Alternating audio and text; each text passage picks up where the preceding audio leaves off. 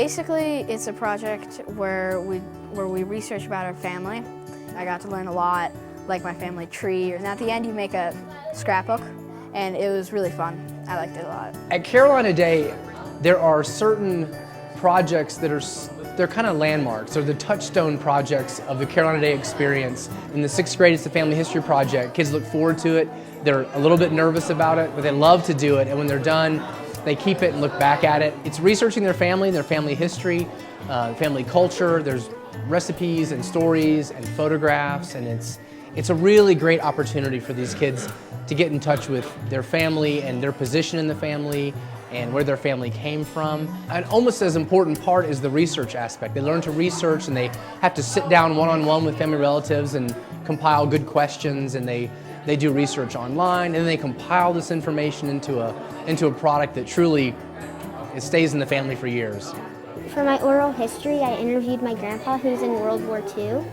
My grandpa's dad, I think, Abraham Orrick, he had a gold ring with a ruby in it. My dad fished it out of his office. I was holding it, and I thought it was really cool that I was holding something that my great-grandfather was wearing and using. I think that it's really fun just to figure out all this really cool stuff about your family. I'm very impressed with what is written by these young people, and Cameron wrote something called The Puzzle about how a family makes it together, and when one piece of the puzzle is missing, they always find a way to get the piece of the puzzle back, and then they're all together again. I thought that was beautiful.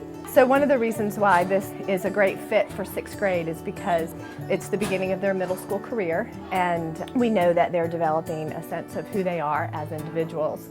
It's 12 weeks long, so it lasts for a trimester.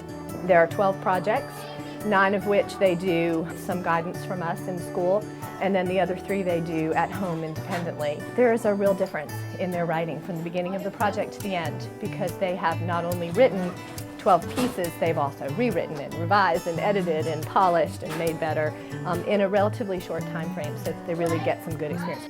One of the essential components of the Family History Project is the reflective aspect of it. For all the projects they do, they have to reflect on not just what they've learned, but how they learned it. And just as valuable as realizing their weaknesses as learners and where they need to improve, they learn what their strengths are, and they learn the way in which they learn best, and it really is effective for a lot of these kids.